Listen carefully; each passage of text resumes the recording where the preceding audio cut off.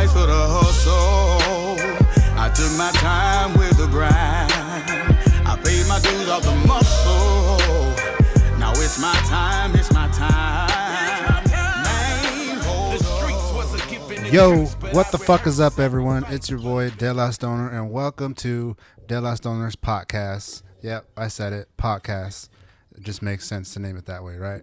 So anyways, today is episode 2 on the podcast, and we're going to have some fun because we're going to be talking about the other side of cannabis. And you'll get what I mean when I say that here in a few. So hope everyone's having a good day or good night. Hope you're getting high as fuck with us on the show. You know, I'm fucking high right now. Smoked a blunt before I even started. So if I don't make sense, you know why. So so today, like I mentioned, we're going to talk about the other side of hemp, and we got a special guest on the show. But before we get to that, first I want to do a first shout out to MJ's for sponsoring the show. Make sure if you're fucking high, you got your hemp clothing correct as well. So check out MJ's Apparel on Instagram. More information will be posted at the bottom. All right, guys. So today on the show, we have my man Amos, the man behind MJ's Hemp and MJ's Hemp Apparel, otherwise known as the Juiced Up Ninja. And let's just say he's like my Mr. Miyagi to my Karate Kid, but this kid is high as fuck. Amos, say hi to everybody. Yo, what up, everybody? It's famous Amos, the Juiced Up Ninja, back on the mic. Excited to be your first guest on your show, bro, and excited to see the launch of your podcast. Thanks, man. Dude, I love that name. It just sounds perfect. Shout out to Lifted Muscles for accidentally putting podcast instead of podcast when he was sharing my stuff. Dope. It was just like, dude, you just helped me find a name. Yeah. But dude, so today I want to talk about the other side of cannabis. Hell yeah. So, my favorite. Yeah, fucking same, dude. I love it. So everyone knows that I'm more of the rec side of the cannabis use. For sure. You know, but I've always known about the benefits of CBD, you know, and then I've actually learned a lot more, grown a lot more since I met you, like in a year or so. Yep. But let's help educate everybody else, and let's talk about more about the other side of cannabis. First, I want to talk about, you know, when did you realize that there was another side of cannabis besides just smoking it and making edibles and stuff? For sure. Yeah, so I had no idea about the industrial side of cannabis until probably 3 or 4 years into me, like, smoking and consuming. And it was in, like, a journey of discovering, like, why cannabis was illegal in the first place. Right. Because I was feeling real guilty. You know, I was like, I first started smoking when I was 15, but I didn't start, like, really smoking until I was, like, 18. And that's when I, like, you know, became a stoner, like a for real stoner, you know. I always say, like, the official mark of, like, you being, like, a real stoner is, like, when you buy your own, you know what I mean? Or you, like, have your own stash.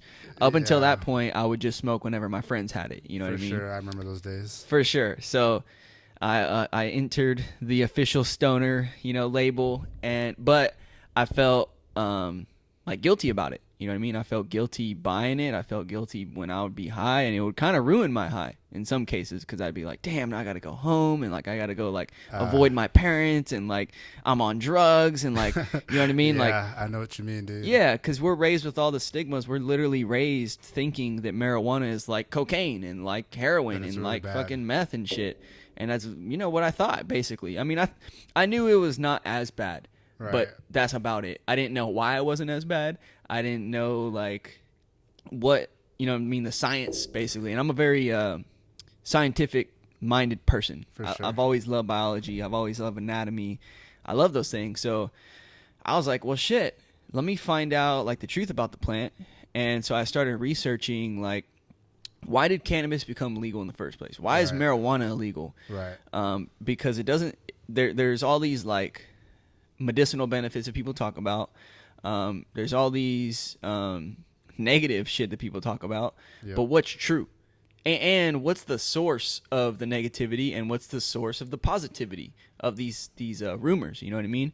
So I wanted to know because I didn't know. I was just uneducated as a teenager. We don't get educated. Yeah, I was about to say that. You know, we had the DARE program, but dude, they weren't fuck shit. that. But All they told us, they don't have cannabis on there anymore. But yeah, still, but still, we never had that educational, like, you know, stoner in my life that For sure. educated me about this. Well, the thing is, even stoners aren't educated on it. You know what I mean? Like, you brought up the fact that you knew you're about the rec side, but up until you met me, you didn't really know much about the industrial side, and that's the case for many people that like cannabis and like to smoke.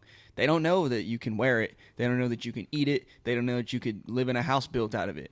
They don't know these things, right? So, basically, to not make it too long, the answer, I went and discovered that the real reason why cannabis and marijuana is illegal is not because marijuana is a dangerous drug that poses a health threat or that makes people go insane or that kills your brain cells or any of this other bullshit or that causes lung cancer. None of this shit is true, right? I first found that out. First of all, marijuana is not dangerous. That was the first thing I confirmed. And our own government, like, says that and proves that, our own federal government. But then I've discovered that industrial hemp, I never heard of hemp before. And hemp is also cannabis. So I discovered that's the other side of cannabis you're referring to, right? Is hemp. And I discovered hemp. And I discovered that you could make paper out of it and it's more sustainable than tree paper. That you could make clothing out of it and it's more sustainable than cotton-based clothing and it's stronger and it's more durable. Oh, yeah. That you could build houses out of it. That you could take the seed oil and you can make biofuel out of that and run cars off of it. And that Rudolph Diesel and Henry Ford built the cars, the original cars, to run off of hemp biofuel. And that all of the founding fathers of America literally grew hemp and promoted the growth of hemp and built the entire country. The United States of America was built on the industrial hemp industry. And basically in the 20s and 30s, bro, super gangster. Like, there's nothing more American than cannabis. Isn't I don't know if you just mentioned this, but the Declaration of Independence, isn't it made from hemp paper? The first draft, not the final draft, but the first draft was. And the first flag was stitched on hemp fibers. So that's why I say, like, bro, there's like literally nothing more American than that, you know? And so cannabis is like one of the most American things that there is in our culture, in our society. We're just not taught about it. Yep. And it's because the big corporate entities that be, which specifically is the petrochemical company, the DuPont Corporation, and the Gulf Oil Corporation, and William Randolph Hearst, which the Hearst media is still around to this day.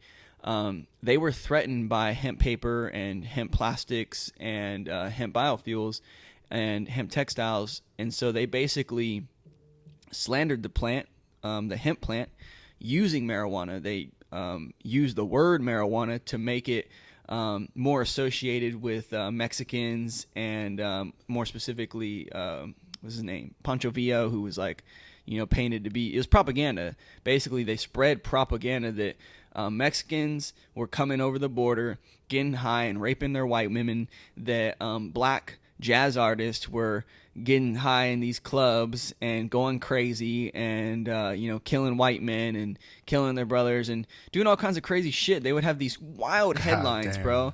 Yeah, so that's when I first learned about it, and that's when I became super passionate about it, because then I discovered, number one, not only is there nothing wrong with cannabis, but there's actually everything right with it.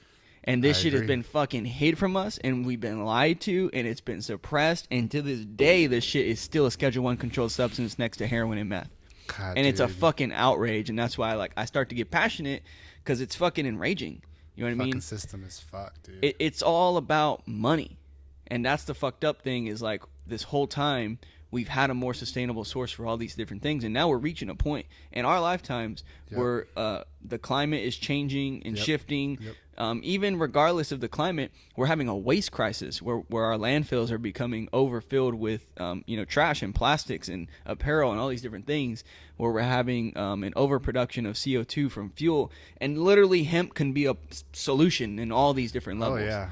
And this shit pissed me off, bro. So basically, I became a super stoner, and I was like, fuck this. So number one, now I love cannabis. If I didn't already love it, now I really love it. Right. And now this is 2011, so I was about 19 by this time. And I was like, I'm just going to get as high as I fucking can every single day and be a productive stoner so that I can end the stigma that stoners are just lazy and that it's bad for you and it's unhealthy. So I was like, this is what I'm going to do. That's just me. Yeah. I mean, for some people that is, right? The weed. But I didn't want to perpetuate that. You know what I mean? Right. I wanted to show people, like, look, let me show you that cannabis doesn't make you lazy. Like, you obviously it makes you lazy if you choose to be. Depends on the strain that you use. You don't have to. It depends on the strain, the terpenes, but you don't have to be, right? It doesn't. It's not like, let's say, like heroin or cocaine, where like you're addicted, or like there's inherent what do you call them, like qualities to the drug, right? Where people think like, you smoke weed, you're gonna be lazy. That's it. You're bad. You smoke weed, you're gonna be unsuccessful because you're lazy. You smoke weed, you're gonna like forget shit, right? And I like, people always tell me I have a really good memory, and I'm like, yeah, and I smoke. Like, so I wish I had a good memory. You could have a good memory. There's a hack I could teach you about. Dude, I've had a bad memory since day one, dude. Yeah, there's ways you could work on it, but basically I was like, here's what I'm gonna do. I'm gonna get real high every day, all day, and I'm gonna get real fit. Like, I was already fit. I've been an athlete my whole life, but I'm going to get even more fit. Like, I got into bodybuilding at that time. I'm going to get super big and swole, because that was like my goal at the time. And I'm going to be super productive. So I'm going to I had bought a mobile home and I was remodeling it. And I was just like kind of thinking about what businesses I would start. At that point, I decided one day I would start an industrial hemp company, and I came up with the name MJ's back in 2011. But I didn't know what we were going to do yet. Right. But yeah, that's kind of how and when I discovered the other side of the plant, and kind of set the foundation for like where we're at now, you know? Dude, and you've come a long way. To like, yeah. The people that don't know Amos or don't know of MJ's, definitely follow him on Instagram. You'll fucking learn so much. I'm telling you, this dude has done a lot. Like, we're literally the same age, and where he's at and what he does, that's fucking goals. Like, I appreciate it, bro. You know, you inspire me, bro, for sure. That's what I'm here for. Now, speaking of MJs, you know, the people who don't follow them, or, you know, that do follow MJs, y'all guys know that for sure that MJs uses industrial packaging. Yep. Right? Hemp packaging. Yep, hemp packaging. So, yeah, that's right. Hemp packaging. So anything that he sells to you or that you're going to get from him, it's going to come in a hemp package. Either it's a hemp tube or a hemp little box. Now, Amos, you want to go ahead and let them know a little bit about the hemp packaging that you use? Yeah, for sure. So the only product that we have, we ended up launching as a pre-roll joint company. We were the first pre-roll joint company in San Antonio, and I'm pretty sure the first one in Texas. Not that it really matters, but just to give you an idea of time frame, we launched in November of 2018, pre-roll packs. And like I mentioned a second ago, in 2011, I decided I'm going to start an industrial hemp company one day. I don't know when. I don't know what I'm going to do. And all I know is I'm going to call it MJ's. You had it up there. You had it on the title, MJ's. I had it written in my notebook. I still got the notebook from back then. Dang, that's tight. Yeah, it's dope. And I was drawing up different ideas. And I was thinking about a hemp apparel company at the time. But basically, then I discovered the CBD kind of world started exploding and popping up, CBD oils and stuff, because of the 2014 Farm Bill. Especially here in San Antonio. Yeah, in San Antonio, it really hit 2019. End of 2018 when we launched in 2019, because the first CBD dispensary opened in 2018 in San Antonio. Dang, I had no idea. Yeah, and it was the first store we were in. It's called Alamo Botanicals. Okay. But we launched as a pre-roll joint company because I saw that nobody was doing it, that there was a market for that. I could see there was and gonna be a demand for it, because people like smoking flower.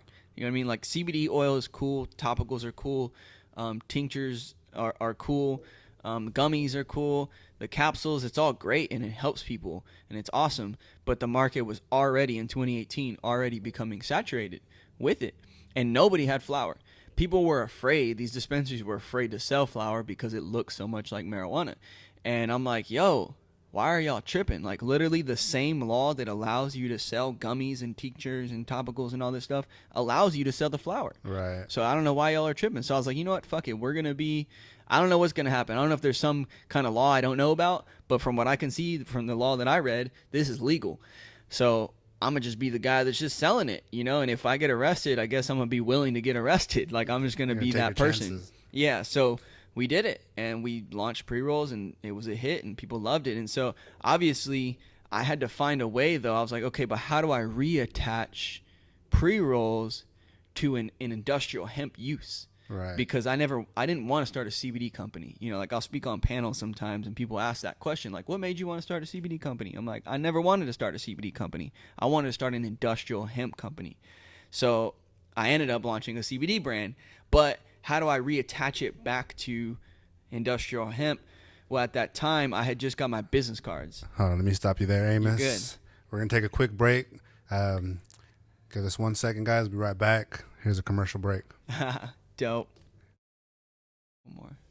Dope. All right, motherfuckers. We are back from our commercial break. And let's get back to where we were at. Amos, you were talking about your business cards. Yeah. So we had just got our business cards made out of hemp paper. I found a company out of Oregon that was making hemp business cards, and I had to have it, you know. That's dope. And it was just for when I would go to events and I was networking, because that's what I was doing at the time. I was just going to events, like the event I took you to a while back, and just trying to connect with other people who were doing something with the industrial side of the plant. Right. Really anything with cannabis, it was nice to connect with them, but I was specifically looking for people doing industrial stuff, which nobody was. Yeah. Yeah, no, even to this day, nobody's still really fucking with it. It's starting to pop up, but this was... normally if you go to an event, like a CBD event or something, it's all going to be either flower, edibles, tinctures. You know, you don't see anybody with clothes or hemp packaging. Yeah, and if they do have clothes, it's cotton. And I'm Yep. like, what the fuck? Like, yeah, did you forget where you were at? Yeah, it's crazy. So this was back in 2017. So even back then, there was only some CBD like vendors, and most of them were what people call ancillary businesses, like grow lights and insurance and marketing and stuff like that. Anyways, started getting the hemp cards made, and then I decided, you know what, let's launch a pre-roll pack, because nobody's doing pre-rolls and everybody's scared of flower. But I want to do it in a pack for a couple reasons, because when I go to recreational dispensaries, my favorite thing to get is a joint pack. Because I'm traveling, I don't have like my pieces on me. Right. I don't have a It's vape just on me. easier. Yeah, I just grab a lighter and I'm ready to go. You know, if I'm in Cali, I can go to the beach. If I'm in Colorado, I go to the mountains and I just grab the pack of joints, grab a lighter, and it's super convenient. So then I reached out to that business card manufacturer and was like, yo, I'm gonna launch a pre-roll pack. Can you guys make me a hemp made like package? And they're like, yeah, for sure. It'll take us a few months to design it, but we can definitely do that. Here's some pricing. Tight. Here's some stuff we need. So that's what we did. And once we got done, I created basically a startup investment fund, which was basically just the amount of money I needed to buy the initial round of flour, initial round of packaging, hire a photographer, and to launch and to test the product line, which was $5,000. And that's when I met my business partner now, Mike. He invested the $5,000 to get us started, and to this day, that's what we've been running on. Is just that $5,000. That's what we started and launched on, and just bootstrapped and just been growing, and we're still bootstrapping the growth till today. But we use hemp-made packaging because obviously that's the reason why I wanted to start a company in the first place. Yep. But also so that we can show people and use it as an educational tool, because I think by now a lot of people have heard of hemp paper and they've heard of the other things that cannabis can do. Some people haven't, but a lot of people have heard about it, but they think that it's like, in theory, you could do this, right? Even I was feeling that way for a minute, where it's like, okay, theoretically, we can make paper, we can make plastics, but now it's like, no, this isn't theory. This is hemp paper in your hand. Like you can literally, legit, we can do it. Not only can we do it, we are doing it. You know, this is it. You're holding it. You know, I'm wearing it, and this tube is made out of hemp plastic. And so to be able to show people and tell them about it, kind of just really takes it to another level from an educational standpoint. And it also helps end the stigma, because a lot of people are the people who are stigmatized towards marijuana and getting high on the plant, they kind of let their guard down when you talk about cannabis from an industrial standpoint. They're like, oh, okay. And then they start to realize that, oh, well, cannabis isn't just all about being high. And that's when you have access to that demographic of people, usually the older, group of people that are not so much about, getting high, but I can still tell them about, well, here's hemp paper, here's hemp plastic, here's what hemp. you can do with it besides just getting high. And it helps them kind of diminish their negative outlook on the plant. And I've seen people's faces too who've, like, working at events with you, because like we mentioned earlier, when you go to an event, nobody has anything like what MJ's has. For sure. You know, so as soon as somebody walks up to MJ's, they're not just looking at joints. They're fucking looking at hemp packaging. They're looking at hemp clothing. There's shoes. There's a hat. There's a hoodie. Yeah. There's everything. And then whenever you or me, whenever I was, there with you, just educating them, letting them know what it is, their fucking face just like, what the fuck? Yeah. Like, oh, I've heard about it, but like, no, you didn't, you fucking liar. But it's fucking cool, man. I love it. Yep. And it's just way more sustainable than tree paper. It takes, it produces 4 times the amount of paper pulp per acre than trees do. And so it yields more. Yeah. And then it grows back. Hemp grows in about 4 to maximum 6 months.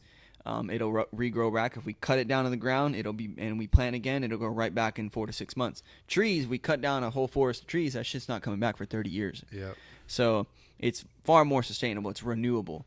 And it's stronger. It can be recycled more. On average, tree-based paper can be recycled 3 or 4 times.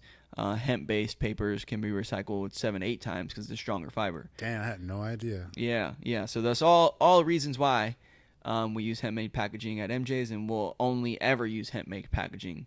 If we can't use hemp-made packaging in a product line or in something we do, then we're just not going to do it. Yep. I respect that. Yep.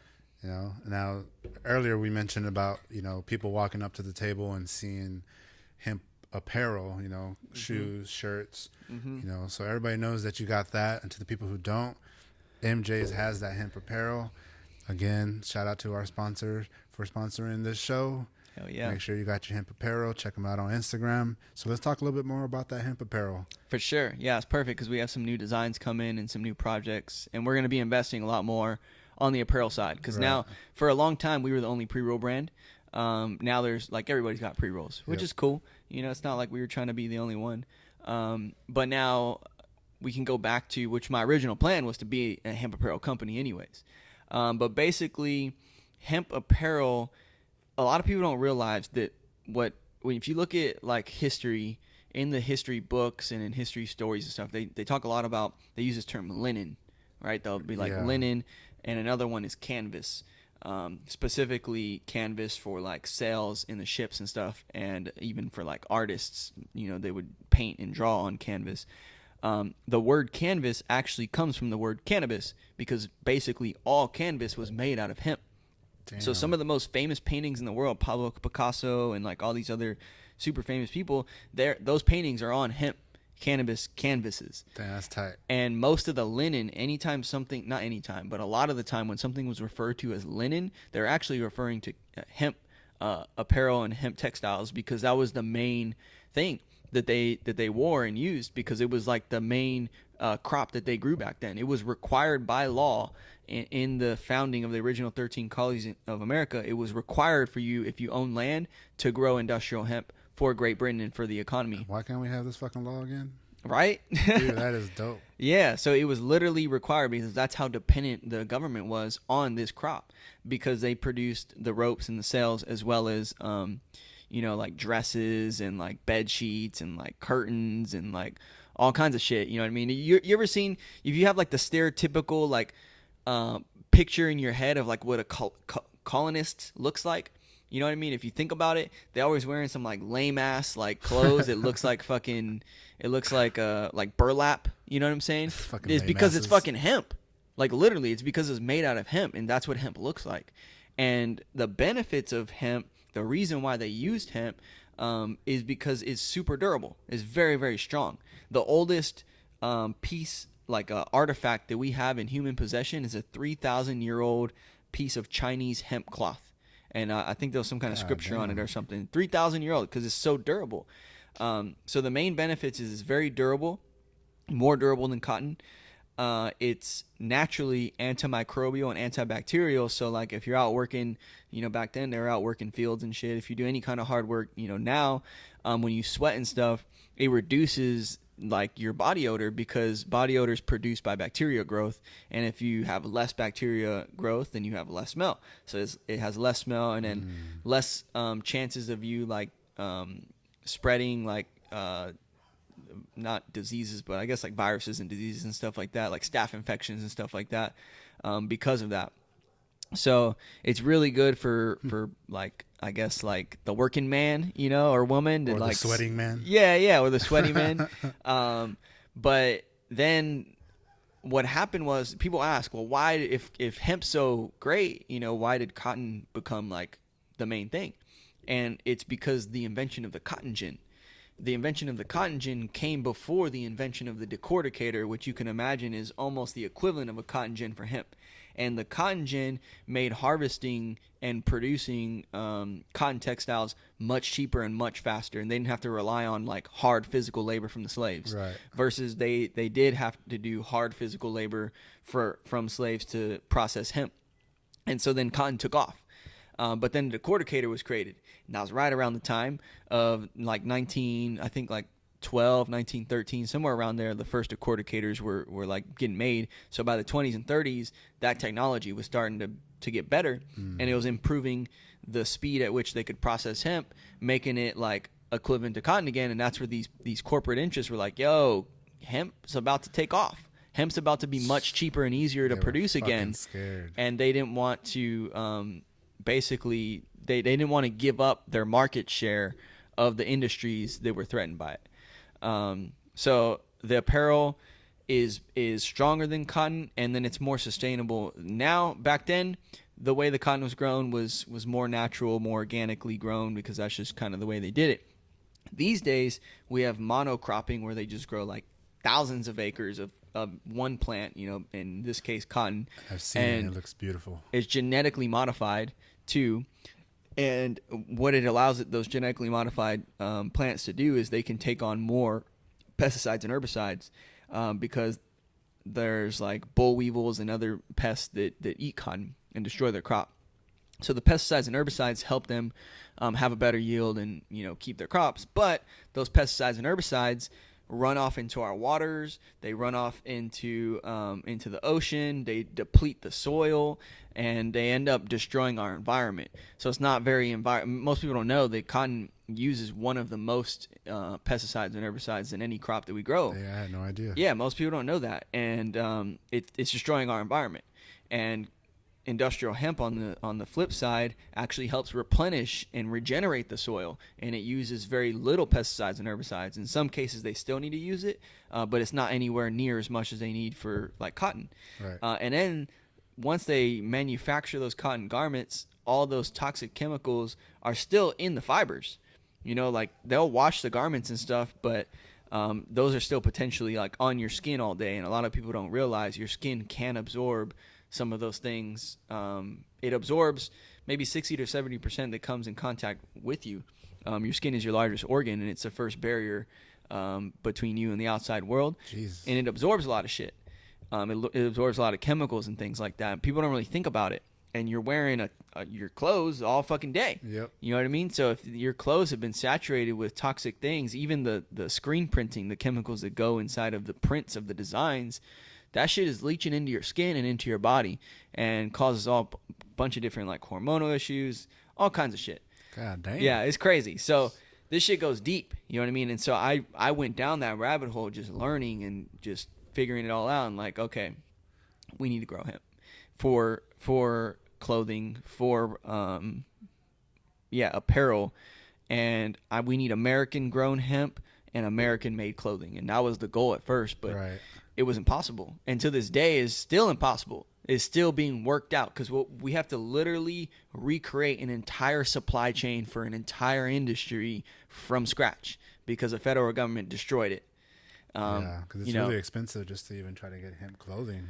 It's more expensive now because we have to import it, Yeah. and we have to ship it across the country. Mm-hmm. That's the main increase of the costs, because you have importation tax and then you have shipping.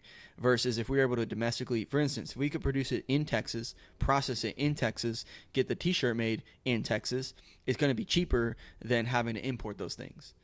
And it's supporting the local economy. It's replenishing the soil. It's giving the local farmers another cash crop, which is all happening, but it's just slow. Yeah, you know, slow. Fucking Texas, hurry up. It's not even Texas, bro. It's the federal government. Goddamn federal government, hurry up. Because, bro, in 1942, they launched the Hemp for Victory campaign, right? In 1937, the Marijuana Tax Act basically made hemp or cannabis illegal. It didn't necessarily make it illegal. It just made it like impossible to like really do business in it. Right. And then in 1942, we go to war with Japan. Japan cuts off the American supply of industrial hemp because we're at war with them, and we're dependent upon industrial hemp for ropes and apparel and all kinds of other things that our Navy is dependent on it. They temporarily suspended the tax act so that they could allow farmers to grow hemp, and then they marketed, the Department of Agriculture marketed and taught and gave loans and scaled the hemp industry. Shit. So in 1 year, we had a fully functioning hemp industry. They were producing hundreds of thousands of acres of hemp and producing ropes and textiles and paracord and parachutes and all kinds of things. As soon as the war ended, they scrapped all those facilities. They stopped all the funding, and they said the reason why is because hemp had no place as a peacetime crop. It only had a place as a wartime crop. That's what the government said. What in the fuck? So the government literally subsidized and scaled the industrial hemp industry, and they could do that again if they wanted to, but they just don't. They just aren't. So that's what's fucking upsetting, because now we're over here. It's like we have these little bit of progress, and everybody talks about, oh, you know, we got to build a whole industry from scratch. It's going to take time. It's going to take 10 years. And I'm like, yeah, the way we're doing it, it's going to take 10 years, but it doesn't have to. If the federal government quit with this bullshit and just subsidized it and did what they did in 1942 and launched a Hemp for Victory campaign #2, we could scale this fucking thing and we could have these solutions. But they got other plans and agendas in mind, apparently. God damn it. Got me going, bro. Dude, I'm getting frustrated, too, just hearing about this. Like, I'm pretty sure I heard this before from you, but, you know, like I mentioned earlier, I've got bad memory. I'm always high. So, yeah, it's just about to make me mad. Yeah, but, it's wild. You know, earlier, I know that we had mentioned Hempcrete. Yeah. So I kind of want to go a little bit into more of that, but first, we want to take a little commercial break. We'll be right back, guys. Dope.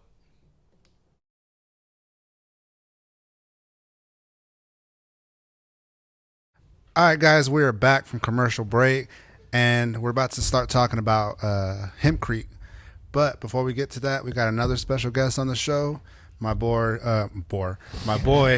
Jargar. I was trying to get his name and shit together. Jargar, what's up? Say what's up to the people. Yo, what it do, fam? How's it going? What's up, Stoner? What's up, Amos? What up, bro? Chilling. Welcome to the show, man. My second episode to the podcast. Yeah. Hey, congratulations, by the way. Thanks, man. Super dope. Appreciate you. Thanks for stopping by and joining in. Yeah, happy to. So, like I mentioned earlier, we're going to talk about Hempcrete. So we're going to go ahead and we'll get Amos to go first, and then my boy Jargar will go after. Amos, what do you know about Hempcrete? Yeah, bro. So Hempcrete's kind of like a little bit of a newer use of the plant. I say newer because, like I was talking about paper and apparel that was like the country's kind of built on. Right. They didn't really use hemp as a building material until like the 19th century. And in France and in UK, they started building with it, where basically they mix the hurd, which looks like wood chips kind of. It's like it's called the inner woody core of the stalk of the plant. They mix that with lime and water, and you can basically make concrete. Lime and water? Yeah, not like lime, like the fruit lime. It's like limestone. It's like ground up limestone. I got lime at home and some water. It's also like the basis. You probably talk more about the concrete stuff too. It's like porter concrete, I think, is lime. Yeah. Well, it basically they literally just take a mill limestone, Yeah. and then it's what is that hardening agent in all. But cement. Porter cement. Porter cement, though, is just lime, and it's lime, right? Yeah. Yeah. So and it's kind of like an additive to cement, and what it does is it makes it lighter and kind of airier, which then makes its thermal properties much better. So when you build houses out of it, for instance, it reduces the electricity bills by 40 to 60%. God damn. Yeah, because it's a better thermal regulator. It helps regulate the temperatures better. And it's a breathable wall, so it also helps regulate the humidity in the structure. And again, it's naturally antimicrobial and antibacterial, so it reduces like molds and like allergens, and so it actually is a healthier building to live in too. So you can build with it, and then let's say you have to knock down the building, it's also a biodegradable like material versus most of our like demolition of buildings ends up being just a bunch of like waste that goes to landfill. There's Yeah. nothing to like. It can't degrade. It can't compost. Can't do it just anything sits with in it. landfills. Yeah. So that's a little bit about hempcrete. For my juice bar, Famous Juice, we're actually going to be building a hempcrete juice bar next month. Damn, that is tight. Yeah. So there'll be a look out for. There'll be a workshop actually where you can get hands on and work with hempcrete. November 13th. Here in San Antonio? Here in San Antonio, yeah. And we're gonna, teach more about hempcrete and its benefits, and also just get hands-on and work with it. So that's coming up, and then eventually you'll be able to get raw, fresh cannabis hemp juice from a hempcrete juice bar. We'll also have like MJ's apparel and pre-rolls in there too. But Damn, that's gangsta. that's a little bit about hempcrete and another use of it. For sure. Another thing to threaten the corporate interests to be. Yeah. Yeah, no doubt, dude. Now, Jargar, I know you're more about this hempcrete side of yourself. Let's educate the people a little bit. Well, so I mean, Amos pretty much hit all the bases, but with what's crazy about hempcrete, like he mentioned, is that it's not something that we, especially in America, have even genuinely considered. When you talk about like the American Council for Building, for instance, there's ACI, and then there's the stoned right now. So, Same, bro. ICC, the ICC. Is basically the council that commissions all things building, and they have these different codes and things like that for building structure efficiency and thermal properties and different things like that that are required to build in all states within the United States, most specifically, right? So they don't even have or have yet to recognize hempcrete as a viable product for building material. When, like Amos mentioned, in the UK, for instance, they've been building successfully and in pretty timely fashions. They've actually expedited this on a commercial level and see no issues with it. And structurally, the buildings are as sound and more insulated. Their thermal properties are better. Their air quality in these buildings are better because of the antimicrobial properties of the hempcrete itself. It naturally scrubs the air through it's like a filtration. It's really crazy. So when the lime helps do this as well too. It helps sequester carbon. So as the lime cures, it draws carbon, which your home naturally. You create a carbon footprint when you build a home, right? From source to finished product. Right. So whether it's cutting the timber to transporting it to actually the manpower to build it, right? All of that creates a carbon footprint. Well, as this lime is curing in your hempcrete, it's actually sequestering the very carbon that you helped create when you built this, right? And so now you have, in often cases, a neutral or negative carbon emitting building. So throughout the lifespan of that building, instead of adding to our carbon emissions, which natural concrete, or I say natural concrete, but our traditional concrete now does, instead it would take away, it would benefit, it would help the environment, right? Naturally, through just a natural process. And the cool thing is this stuff can last for 500 years and then be biodegradable completely. Every single source is organic, right? Water, the hydraulic lime that you get, that oftentimes you use, can be repurposed. You can actually take that lime if you wanted and repurpose it into flower beds as a so that's something that a lot of people don't realize. Plants will feed off that lime, and I believe, if I'm not mistaken, someone's going to correct me, but I think it's calcium, if I'm not mistaken, that's going to provide to the plant. But yeah, so, and then you talk about the herd itself, right? That's an all organic matter that's going to decompose. That's going to, in its natural process. Crazy thing though is that hempcrete can actually withstand earthquakes greater than standard concrete. Oh shit. Yeah. So they have can't think of the blocks. The name of the blocks. Amos, you remember the name of the blocks? They're overseas. Yeah, they're the hempcrete blocks. There's an actual name for them. There's three letters, but I can't remember it. There's a documentary that you have to get your hands a hold of, and it's about a couple, and I believe it's in Canada, and they build a carbon neutral home on basically like a mountaintop, so to speak. Right. And they ran several tests. This home could stand at an 8.0 earthquake. It would be able to stand. Shit. And their air quality is almost perfect. Literally. So you talk about like respiratory health issues, asthma, things like that, bad air quality, you have air quality days and things like that. Bro, this can help you when you're outside in the polluted air, come inside and get some fresh air. It's kind of weird to think about how that's, right. You know what I mean? But that's genuinely how it would be. It's pretty crazy. Crazy. Yeah. And then I've seen like Hempcrete myself. I felt it. I've touched it. I lifted up. And dude, it feels legit, dude. And I've seen a video too.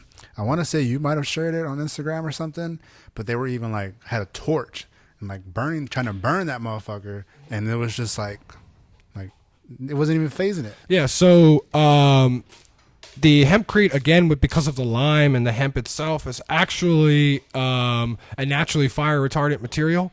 And the cool thing about it is that it doesn't allow for the thermal transition, right? So when you're heating up that front part of that block of hempcrete, it doesn't transcend to the exterior of the block to the back of the block. The heat is all focused on a central point, so it actually doesn't go anywhere. It's really weird, dude. That's crazy.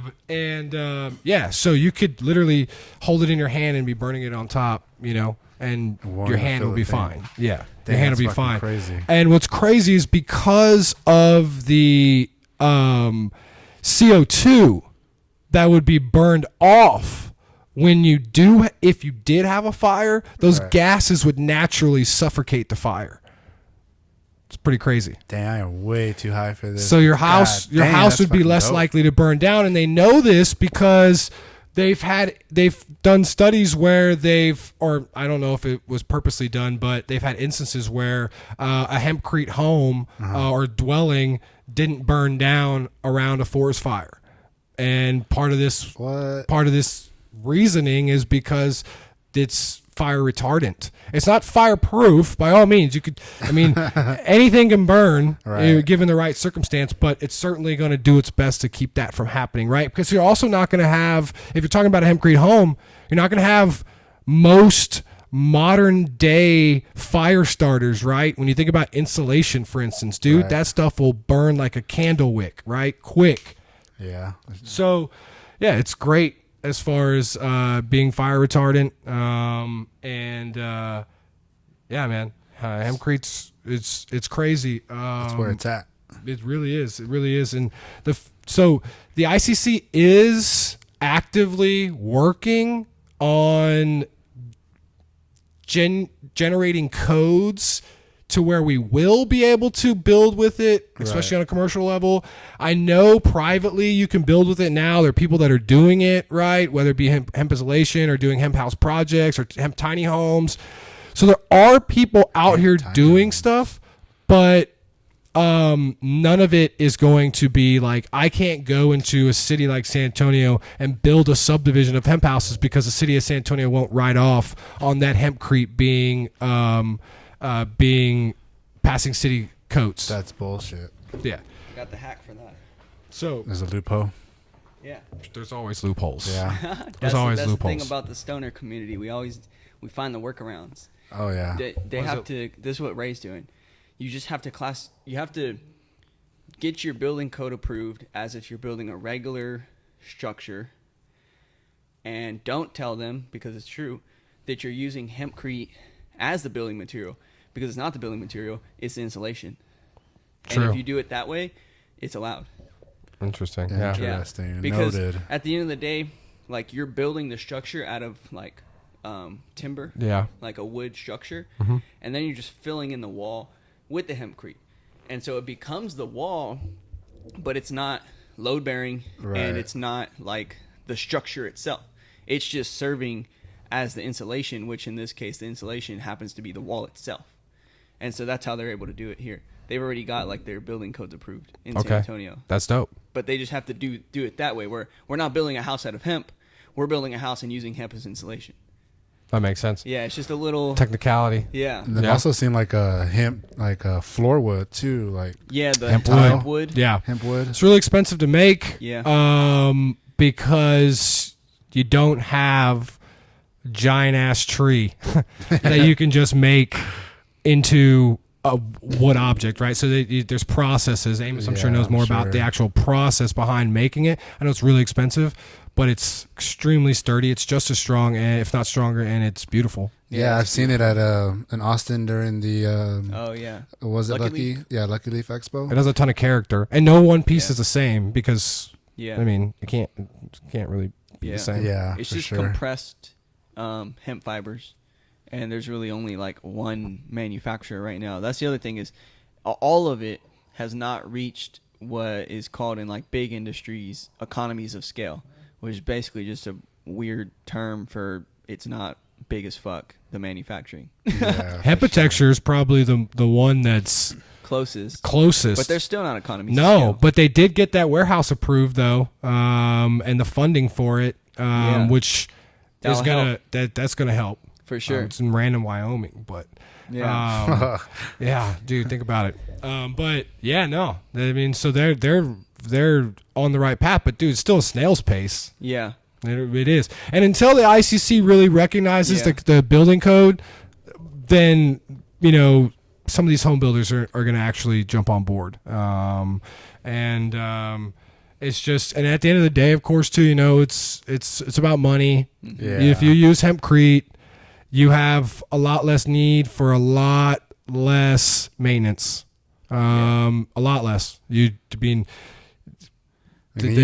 walls are made to last for 500 years. So what are you going to do? Punch a hole in your hempcrete wall? No. Good luck. Try to smoke it if yeah. Good luck, right? Like so. Yeah, and it's filtering out your like cannabis smoke when you smoke in there. Imagine just getting high as fuck in your house and it's made from hemp, bro. Any excess moisture, moisture, it wicks the excess moisture in your house or in your walls. So if you have any like excess moisture that would ultimately create spots for mold and things like that, you're not going to have those. It naturally wicks it. When you drop your bong water, bro, it'll just soak it up. Fuck. I hate it's crazy. when that shit happens. Dude, it fucking reeks. It's crazy how much what's like what you can do with fucking cannabis, dude. Yeah, like, we went over so much shit today. Just imagine the first person to do it though, right? Like the first person to break open a hemp stock and then this always just trips me out. I was like, there was someone that was like, yo, I think I can make this work. Right? Like, hold on. Where do you even like where did you start? Like really, where the hell did you start? Like there's other indigenous like, Adobe and what's the other one? Cob. Where it's a similar process. Oh yeah, all they did was swap it for a hemp fiber instead of hay or whatever it is they're using. The binding agent. But the fact that someone was just sitting there all high and be like, well, they saw this plant, right? Like this growing wild, hemp plant, and they're like, yeah, this. Let me. It's just like with any discovery, right? Like, humans have been around. We could argue particulars, but the humanoid species has been around for millions of years, and if that's the case, well then obviously we've had time to figure this all out. But and you could go back to like the and they've found cannabis traces in ancient mountaintops of Tibet, right? So you have like this plant that's wide sprung. It's literally, we have an endocannabinoid system, right? Like it's literally a part of who we are, and and we keep still figuring stuff out about this plant, right? Yeah. Like, that's what's mind-blowing. Like that's the hemp crazy. Battery. Yeah. Hemp battery? What the fuck? Yeah, bro. There's hemp batteries. They're called supercapacitors, and they're able to take the fiber to make what's called graphene, and the graphene is what they use to transmit transmit electrical currents, and then it can hold electrical currents, and it's a battery. God damn, that's dope. Super dope. Literally. Yeah, like literally dope. So that's where like everything we're talking about is like super dope, but then I'm excited for like the new shit that's coming. For sure, because there's shit dude. we haven't even discovered we could do with it yet. There's some other companies that are cleaning up oil spills with the herd as well, because it'll soak up like moisture and toxins and things like that, they'll like powderize the herd, and then they'll like dump it on like an oil spill or in the ocean, and then it'll like sop it up, and then they can just collect that. And then these people with mycelium are inoculating that, and then the mycelium are eating the petroleum and toxic waste that the hemp just like absorbed. And then the mycelium is changing it chemically, because that's what mushrooms do. They actually chemically change, like they're decomposers, right? So when they decompose, they chemically change it. So that's what they do with toxins. So it's pretty dope.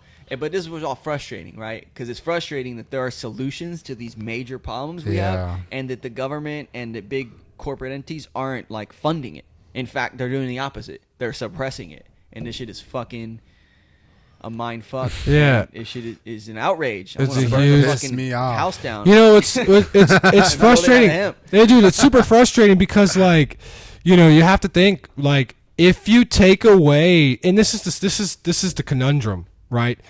Ooh, if you take away this way that we do these things, traditionally speaking, and you supplement hemp for that very process, like Amos was mentioning, well, now you, unfortunately, it's my belief at least that you now have a sector of people that are going to be out of work, right? Because you know what's that? Well, hopefully, right? Well, in some cases, I think that will absolutely happen, right? There'll be, but I feel like because of how consolidated hemp can be, it'll by default be a hindrance for a lot of these major corporations, and by default, a lot of these major corporations will go defunct or have to transition their business models.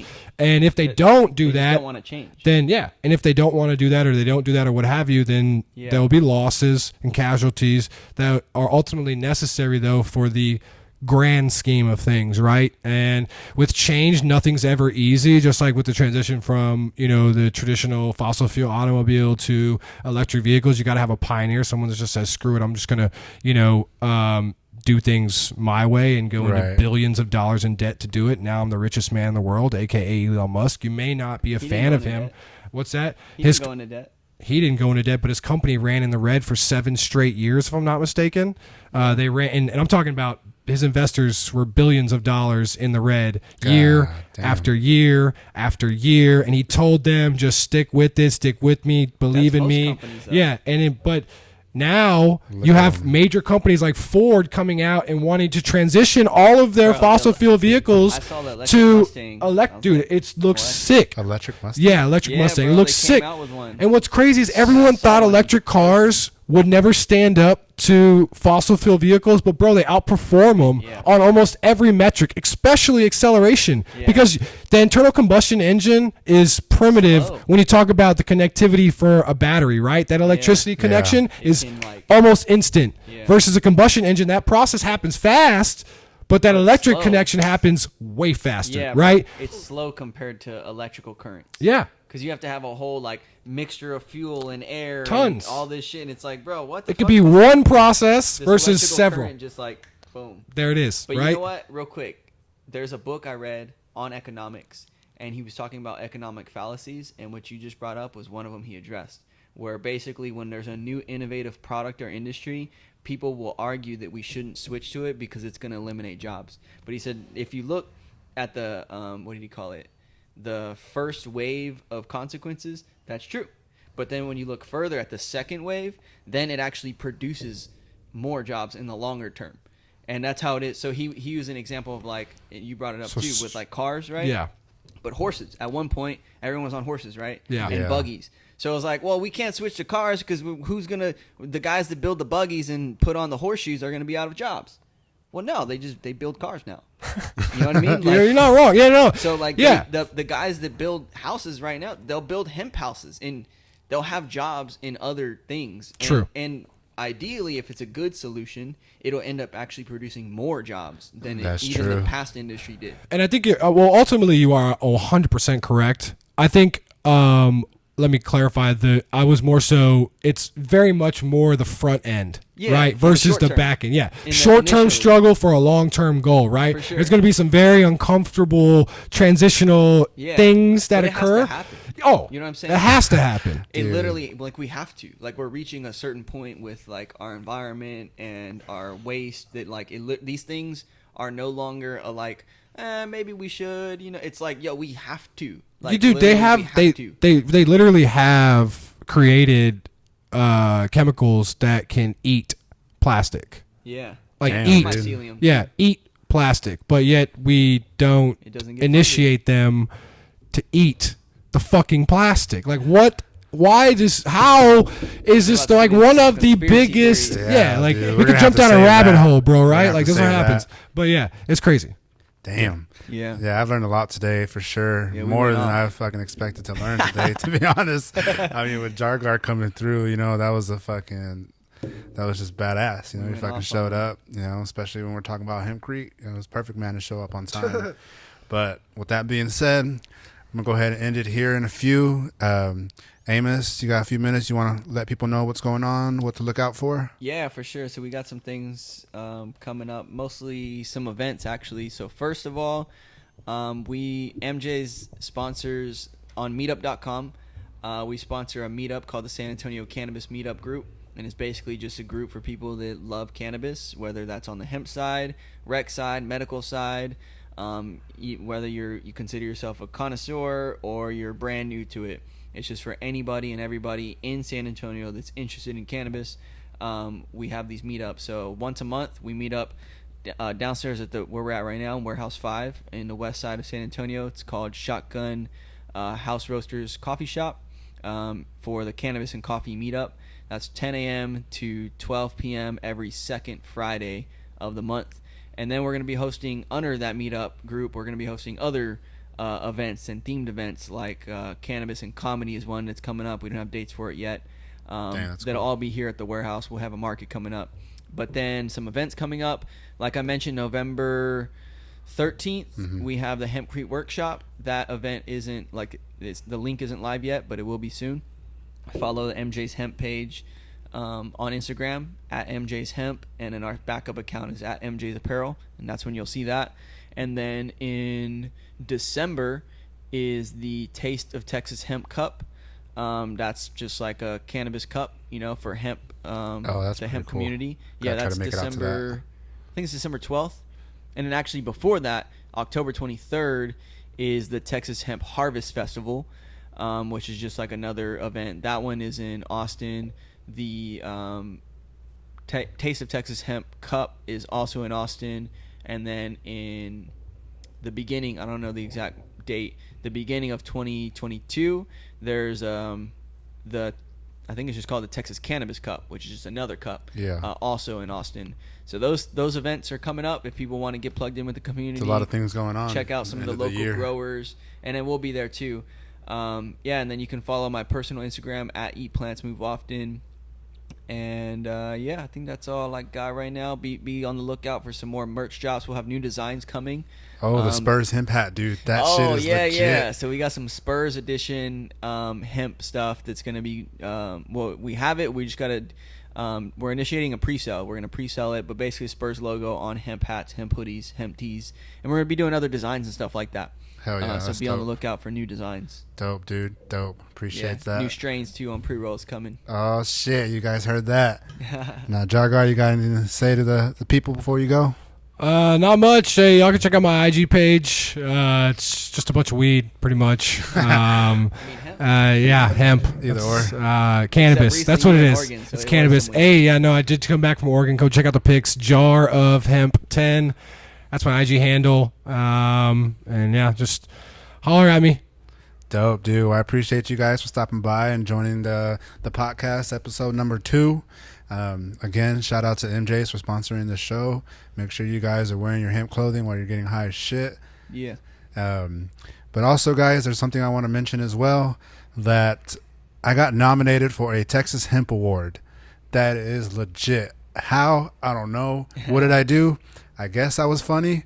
I don't fucking know. You're being you, bro. I was just being me. Finally being me and paying off. But I'm nominated for the Texas-based hemp production. If you go to my Instagram, at @DeLaStoner, go to my link tree and you can actually vote for your boy. You have until November to vote for me. Let everybody know. share my posts, whatever. But also, don't forget to like and subscribe to my YouTube channel. Until next time, we're going to have another show, another special guest on here. Who knows what the fuck it's going to be about. It's going to be random as shit. But I appreciate you guys if you made it this far and you're listening. Huge shout out to the guests on the show tonight. Hope you guys have a wonderful day. Stay high. Peace. Of the muscle. Now it's my time, it's my time. Man, hold the streets was a gift and a curse, but I rehearsed sacrifice for the